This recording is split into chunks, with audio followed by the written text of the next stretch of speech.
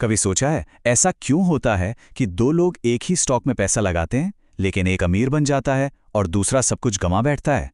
इसका जवाब पता है, नंबर्स में नहीं है बल्कि उनके दिमाग में है। आज हम इसी इन्वेस्टर साइकोलॉजी को समझेंगे, वो छिपी हुई शक्ति जो हमारी फाइनेंशियल सक्सेस या फेलियर को तय करती है। तो चलिए इसमें थोड़ा और गहरे उतरते हैं। हम सब चाहते हैं कि हमारा पैसा बढ़े, है ना? लेकिन एक ऐसी छिपी हुई ताकत है जो अक्सर हमारी सारी कोशिशों पर पानी फेर देती है। और मजेदार बात यह है कि ये ताकत मार्केट नहीं, हमारा अपना दिमाग है। तो फिर असली विलन कौन है? क्या ये मार्केट है जिसका कोई भरोसा नहीं, कॉर्पोरेट लालच, या फिर कुछ और जो हमारे बहुत बहुत करीब है? सच तो ये है कि सबसे बड़ी रुकावट हम खुद हैं। हाँ, हम खुद। हमारे इमोशंस, हमारे पूर्वाग्रह, जिन्हें हम अक्सर पहचान भी नहीं पाते, वही हमसे ऐसे फाइनेंशियल फैसले करवाते हैं जो हमारी सफलता के रास्ते में आ जाते हैं। चलिए इस बात को थोड़ा और आसानी से समझते हैं। मिलते हैं तीन अलग अलग निवेशकों से, और जब हम उनकी कहानियां जानेंगे तो देखिएगा, हो सकता है इनमें से कोई कहानी आपको जानी पहचानी सी लगे। सबसे पहले मिलते हैं विजय से। विजय एक सॉफ्टवेयर इंजीनियर हैं और उन्हें लगता है कि वो मार्केट को मात दे सकते हैं। वो अक्सर अपनी गट फीलिंग पर भरोसा करके बस कुछ ही टेक स्टॉक्स में बड़ा दांव लगा देते हैं और लगातार खरीदते बेचते रहते हैं। अब आते हैं विक्रम। विक्रम के लिए शेयर मार्केट एक बहुत ही डरावनी जगह है।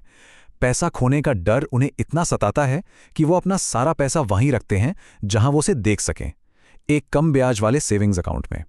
बिल्कुल सेफ उनके हिसाब से। और आखिर में है अजित। अजित को फोमो है, यानी फियर ऑफ मिसिंग आउट। वो हमेशा लेटेस्ट हॉट स्टॉक या क्रिप्टो ट्रेंड के पीछे भागते हैं, ये मानकर कि भाई भीड़ को तो पता ही है कि वो कहां जा रही है। तो ये जो विजय, विक्रम और अजित की कहानियां हैं ना, ये हमें कुछ ऐसी आम निवेश की गलतियों की तरफ ले जाती हैं जो बहुत लोग करते हैं। और ये गलतियां उन्हीं मनोवैज्ञानिक पूर्वाग्रहों से पैदा होती हैं जिनका असर हम सब पर पड़ सकता है, चाहे हम कितने भी स्मार्ट क्यों ना हो। पहला है ओवर कॉन्फिडेंस। ये तब होता है जब हमें लगने लगता है कि हम मार्केट के बारे में बाकियों से ज्यादा जानते हैं या हम ट्रेंड्स का अंदाजा लगा सकते हैं, और इसी चक्कर में हम जरूरत से ज्यादा ट्रेडिंग करने लगते हैं और बिना सोचे समझे जोखिम भरे दांव लगा देते हैं, बिल्कुल विजय की तरह। विजय का माइंडसेट कुछ ऐसा है, ये टेक स्टॉक्स तो जरूर बढ़ेंगे, मेरी गट फीलिंग यही कहती है। ये ओवर कॉन्फिडेंस का क्लासिक उदाहरण है जहां भावनाएं तथ्यों और विश्लेषण पर हावी हो जाती हैं। दूसरा है लॉस इवर्जन। मनोवैज्ञानिक रूप से पता है क्या होता है? 1 रुपए खोने का दर्द 1 रुपए कमाने की खुशी से कहीं ज्यादा होता है, और इसीलिए लोग अक्सर घाटे वाले स्टॉक को लंबे समय तक पकड़े रहते हैं, बस इस उम्मीद में कि वो शायद वापस ऊपर आ जाएगा, बजाय इसके कि उस लॉस को मानकर आगे बढ़ा जाए। विक्रम इसी पूर्वाग्रह का शिकार हैं। वे कहते हैं, शेयर बाजार बहुत जोखिम भरा है, मेरी बचत बैंक में सुरक्षित है। लेकिन वो ये नहीं देख पा रहे कि हर गुजरते दिन के साथ महंगाई चुपचाप उनकी बचत की खरीदने की ताकत को खा रही है। ये वो छिपा हुआ जोखिम है जिसे वो नजरअंदाज कर रहे हैं। और तीसरा है झुंड मानसिकता, यानी भेड़ चाल। ये तब होता है जब हम अपनी रिसर्च करने के बजाय सिर्फ इसलिए निवेश करते हैं क्योंकि बाकी सब कर रहे हैं। सुरक्षा की ये झूठी भावना अक्सर एसेट बबल्स बनाती है, और जब वो फटते हैं तो निवेशक पैसा गंवा देते हैं। अजित की सोच इसका एकदम सटीक उदाहरण है। हर कोई क्रिप्टो खरीद रहा है, इसलिए मैं भी खरीद रहा हूं। यह तर्क निवेश का नहीं बल्कि अटकलों का है, और इसमें बहुत बड़ा जोखिम शामिल है। तो सवाल ये है कि इन मनोवैज्ञानिक जालों से बचा कैसे जाए? अच्छी खबर यह है कि कुछ ठोस आदतें अपनाकर हम इन पूर्वाग्रहों को काबू में कर सकते हैं और बेहतर निवेशक बन सकते हैं। यहाँ 4 प्रमुख कदम हैं। सबसे पहले, एक साफ सुथरा फाइनेंशियल प्लान बनाएं। ये आपके सफर का रोड मैप है।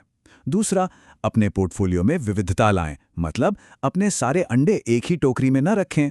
तीसरा, लंबी अवधि के लिए निवेश करें, बाजार के उतार चढ़ाव को टाइम करने की कोशिश न करें। और चौथा, इसे ऑटोमेट करें, अपनी भावनाओं को रास्ते से हटाने के लिए सीधे अपनी सैलरी से निवेश करें। अब देखते हैं कि इन आदतों को अपनाकर हमारे तीनों निवेशक अपनी गलतियों को कैसे सुधार सकते हैं और अपने फाइनेंशियल भविष्य को कैसे बदल सकते हैं। अब यहां देखिए, ये जो बदलाव है ना, यही सबसे दिलचस्प चीज है। विजय, जो पहले ओवर कॉन्फिडेंट थे, अब एक डाइवर्सिफाइड पोर्टफोलियो पर फोकस करते हैं। विक्रम, जो नुकसान से डरते थे, अब महंगाई को मात देने के लिए लंबी अवधि के विकास के लिए निवेश करते हैं। और अजित, जो झुंड का पीछा करते थे, अब किसी भी ट्रेंड में कूदने से पहले अपनी स्वतंत्र रिसर्च करते हैं।